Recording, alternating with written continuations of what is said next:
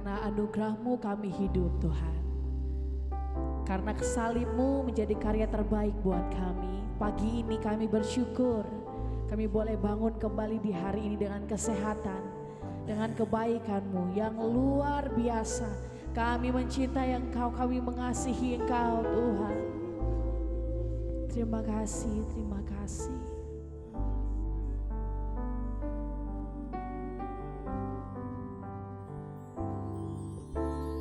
Ku hidup oleh anugerah-Mu, yang terbaik ku terima dari-Mu. Rancangan-Mu indah bagiku, sebab ku hidup selalu di dalam-Mu. Tiada pernah ku ragukan bukti kasih dan karya salib-Mu. Kau selamati gantikan hidupku, sebab itu ku selalu bersyukur.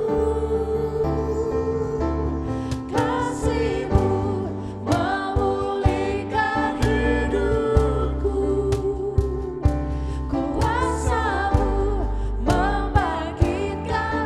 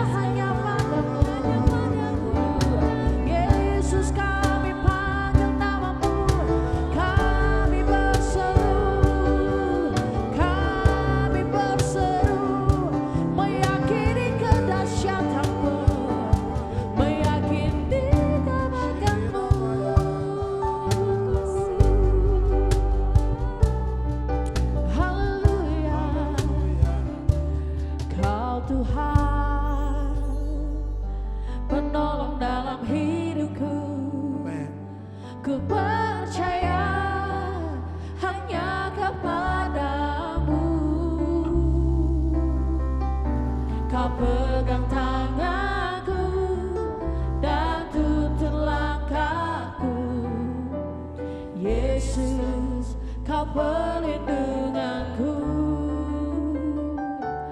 Kau Tuhan, kekuatan dalam hidupku, penolongku dalam kesesakan. Kau gunung batuku dan pertahananku, Yesus, Kau kemenanganku.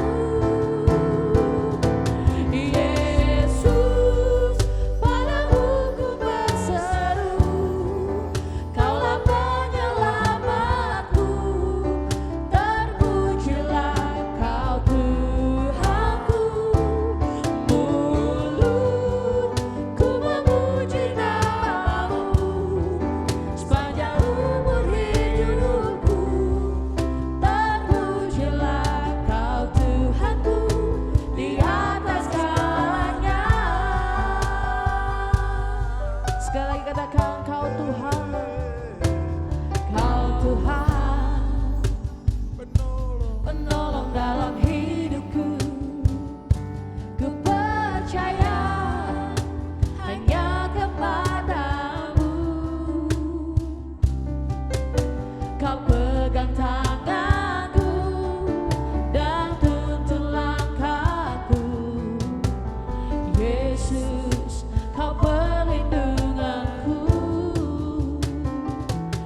Kau Tuhan, kekuatan dalam hidupku, penolongku dalam kesesakan. Kau gunung batuku dan pertahananku, Yesus, Kau kemenanganku. Yesus, padamu ku berseru, Kaulah penyelamatku, terpujilah Kau Tuhanku. Mulutku memuji namamu, sepanjang umur hidupku, terpujilah Kau Tuhanku. Yesus, padamu ku berseru, Kaulah penyelamatku, terpujilah Kau Tuhanku. Mulutku memuji namamu, sepanjang umur hidupku, terpujilah Kau Tuhanku di atas segalanya, di atas segalanya, di atas segalanya,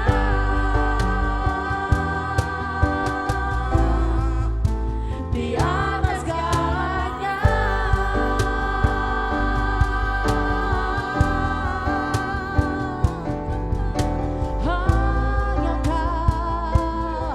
Hanya Kau,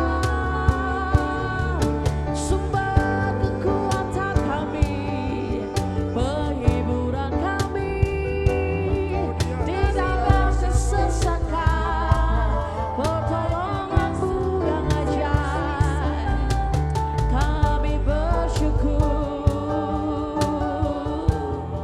Kalau sebentar lagi Tuhan kami mendengarkan firman-Mu, kami tahu bahwa Engkau berbicara kepada kami melalui firman-Mu. Biar kami yang mendengar, kami benar-benar memahami setiap hal yang akan disampaikan. Karena kami tahu Tuhan, hanya firman-Mu kebenaran dalam hidup kami, firman-Mu yang menjadi kekuatan bagi kami. Terima kasih hadirat-Mu Tuhan, persekutuan kami yang indah dengan Engkau. Bersyukur, bersyukur, haleluya, haleluya, haleluya.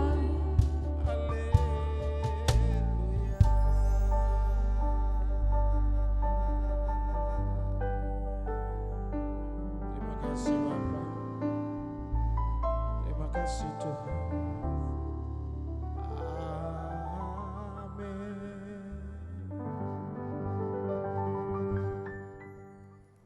Shalom, selamat pagi. Sebelum kita mulai firman Tuhan pagi hari ini, saya mengajak saudara untuk kita sama-sama berdoa.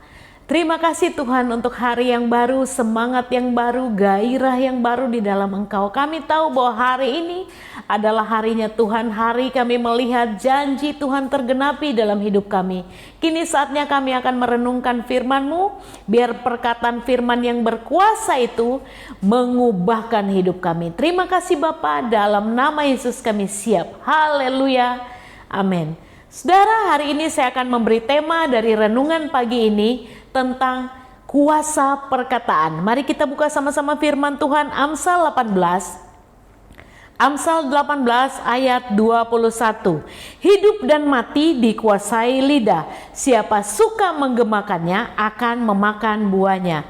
Dan kita dapat lagi ayat yang lain dalam 1 Petrus 3 ayat 10. Siapa yang mau mencintai hidup dan mau melihat hari-hari baik, ia harus menjaga lidahnya terhadap yang jahat dan bibirnya terhadap ucapan-ucapan yang menipu. Saudara, ada kalanya orang tidak menyadari bahwa dalam perkataan yang keluar dari mulut menentukan hidupnya sekarang dan hidupnya di masa yang akan datang. Dan dengan sembarangan berkata-kata dan perkataannya itu sungguh adalah kata-kata yang sia-sia. Nah, pagi hari ini saya mengajak saudara untuk kita merenungkan ayat-ayat ini. Amsal 18 tadi berkata bahwa hidup dan mati dikuasai oleh lidah. Siapa yang menggemakannya akan memakan buahnya. Nah, saudara, mari kita belajar ada 3 hal pagi hari ini yang merupakan musuh dari iman. Nah, kenapa saya katakan musuh iman? Sebab iman itu kita mempercayai hal-hal yang belum kita lihat. Nah, saudara, ada 3 hal yang saya mau share buat saudara. Apa yang harus kita jaga dari mulut kita, yang tidak boleh keluar dari mulut kita dan menjadi musuh daripada iman itu. Yang pertama, jangan pernah katakan apa yang kau lihat. Saudara, hari-hari ini kita sering melihat hal-hal yang buruk yang terjadi dalam kehidupan kita.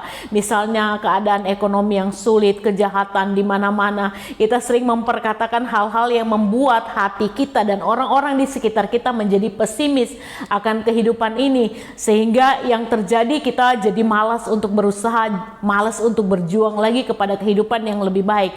Nah, musuh daripada iman kalau kita sering memperkatakan hal-hal yang kita lihat. Dunia boleh bergelora, situasi boleh terjadi berbalik dari apa yang kita harapkan. Tetapi satu hal, belajar untuk kita tidak selalu memperkatakan apa yang kita lihat. Saudara, mari kita baca firman Tuhan yang tertulis dalam Kejadian 3 ayat 6. Perempuan itu melihat bahwa buah pohon itu baik untuk dimakan dan sedap kelihatannya. Lagi pula pohon itu menarik hati karena memberi pengertian. Lalu ia mengambil dari buahnya dan dimakannya dan diberikannya juga kepada suaminya bersama-sama dengan dia. Dan suaminya pun memakannya. Nah, hal yang pertama yang saya mau share buat saudara bahwa apa yang kita lihat belum tentu itu hal yang baik untuk kita lakukan. Saudara, musuh dari iman yang pertama adalah memperkatakan yang kita lihat. Sekali lagi kekasih Tuhan, saya tidak membantah bahwa kenyataan yang kita lihat hari-hari ini itu bertentangan dengan apa yang sering kita harapkan. Tetapi belajar untuk menahan diri kita, memperkatakan situasi-situasi yang tidak baik di depan mata kita. Contohnya saudara ya, kalau kita lihat ekonomi yang sulit, kita suka berkata begini, wah kalau udah ekonomi kayak sulit begini, kita mau usaha apa lagi? Kita nggak bisa berjuang apa-apa lagi kalau keadaannya susah kayak gini. Ini merupakan musuh yang pertama. Saya ingatkan buat saudara, kenapa Hawa sebelum masuk pada poin yang kedua, kenapa Hawa dia jatuh dalam dosa? Karena apa yang dia lihat itu, dia renungkan dan dia lupa sama perintah Tuhan yang sebenarnya untuk tidak memakan buah yang sudah Tuhan taruh di tengah-tengah taman itu. Saudaraku yang dikasih Tuhan, hati-hati. Apa yang kita lihat itu bukan berarti kenyataan yang harus kita dapatkan. Belajar juga untuk kita tidak memperkatakan terus-menerus apa yang kita lihat yang menyangkut dengan kehidupan-kehidupan yang bisa membunuh iman kita. Yang kedua, saudaraku yang dikasih Tuhan, jangan katakan apa yang kita rasakan. Saudara, musuh iman yang kedua yang saya mau bagikan buat saudara. Kadang-kadang perasaan yang kita rasakan itu adalah perasaan-perasaan yang menipu. Misalnya kayak gini, apalagi yang berhubungan dengan wanita. Wanita selalu kuat dengan apa yang namanya perasaan. Aduh saya rasa kok saya seperti ini ya.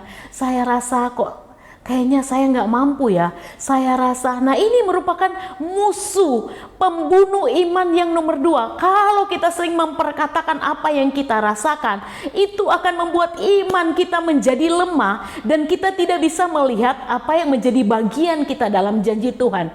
Saudaraku yang dikasih Tuhan, ada berapa banyak di antara saudara yang tidak berani melangkah meraih janji Tuhan karena saudara terlalu sering memperkatakan apa yang saudara rasakan. Saya rasa saya nggak mampu, saya rasa saya nggak bisa untuk melakukan ini, pekerjaan ini terlalu sulit buat saya rasa kemampuan saya hanya nggak bisa mencapai seperti itu. Nah saudara, tahu nggak saudara bahwa dalam hidup saudara Tuhan telah kasih kemampuan yang luar biasa untuk saudara bisa melakukan lebih jauh dari apa yang Tuhan pernah janjikan yang bisa kita lakukan. Lebih jauh dari apa yang kita pikirkan. Saudaraku yang dikasih Tuhan, jangan pernah kita sering memperkatakan apa yang kita rasakan. Sebab perasaan-perasaan kita bisa juga merupakan perasaan yang seringkali bisa menipu keadaan kita yang sebenarnya. Ratapan 3:20 berkata, jiwaku selalu teringat akan hal itu dan tertekan dalam jiwaku. Nah saudara, ayat ini berbicara tentang apa yang kita rasakan. Kalau kita terlalu sering untuk memperkatakan dan kita renungkan, itu akan menekan dalam diri kita sehingga kita tidak bisa melakukan apa-apa. Dan payahnya di masa pandemi ini, di mana orang lain dengan kreativitasnya mereka bisa bertahan hidup, kita anak Tuhan karena terlalu sering memperkatakan apa yang kita rasa, kita tidak bisa berbuat apa-apa dan akhirnya kita tidak menjadi apa-apa. Nah saudara, musuh iman yang kedua, jangan katakan apa yang kau rasakan. Dan yang terakhir, yang ketiga, jangan katakan apa yang kau pikirkan. Filipi 4 ayat 8 berkata, jadi akhirnya saudara-saudara, semua yang benar, semua yang mulia, semua yang adil, semua yang suci, semua yang manis, semua yang sedap didengar, semua yang disebut kebajikan dan patut dipuji, pikirkanlah semuanya itu. Kekasih Tuhan, kembali lagi, bukan cuma sekedar kita berkata musuh iman pertama, memperkatakan apa yang kita lihat, memperkatakan apa yang kita rasakan. Yang terakhir ini, hati-hati juga kalau kita terlalu sering memperkatakan apa yang kita pikirkan. Saya nggak bilang bahwa kita nggak boleh berpikir, harus kita berpikir. Tetapi biarlah pemikiran-pemikiran yang keluar dari pikiran kita adalah Filipi 4 ayat 8 tadi. Semua yang benar, semua yang mulia, semua yang adil, semua yang suci, semua yang manis, semua yang sedap didengar, semua yang disebut kebajikan dan patut dipuji, itu yang harus kita pikirkan. Misalnya sebagai contoh saudara, kalau hari-hari ini saudara diizinkan Tuhan untuk menderita satu penyakit, saudara, firman Tuhan mengatakan kepada saya untuk saya sampaikan kepada saudara, apapun penyakit saudara, jangan saudara terlalu fokus dengan apa yang saudara pikirkan. Contohnya saudara selalu googling dan cari tahu penyakit ini nanti bagaimana.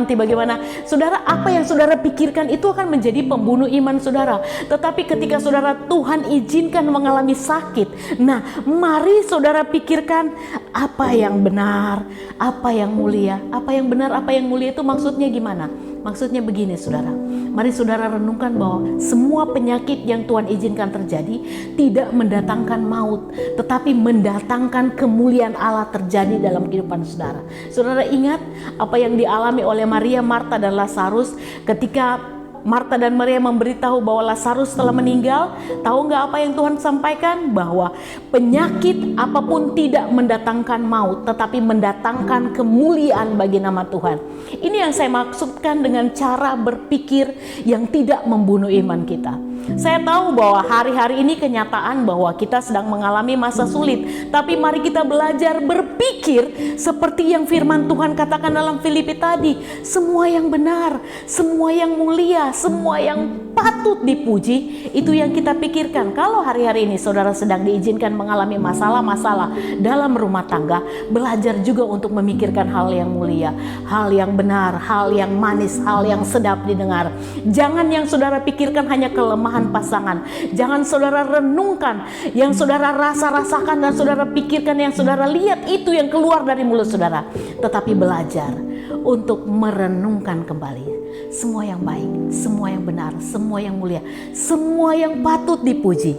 Itu yang saudara renungkan. Sehingga apa yang terjadi?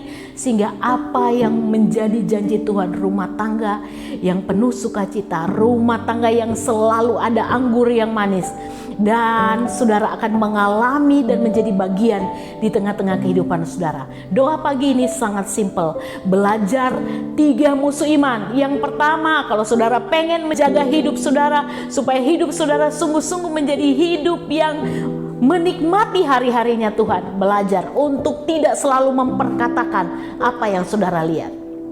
Yang kedua, belajar untuk tidak selalu mengucapkan apa yang saudara rasakan. Ingat, perasaan kita bisa menipu. Dan yang ketiga, yang terakhir, belajar untuk selalu memperkatakan semua yang manis, semua yang indah, semua yang sedap didengar.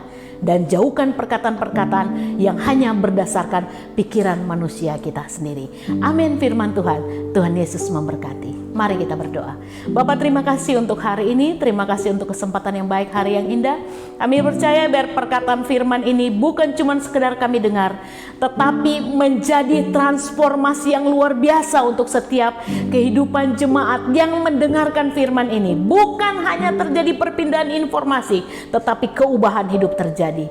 Dan kami boleh lakukan, dan kami boleh menjadi berkat yang luar biasa dimanapun kami berada. Terima kasih Bapak. Kami mengucap syukur untuk hari ini dalam nama Yesus. Haleluya. Amin.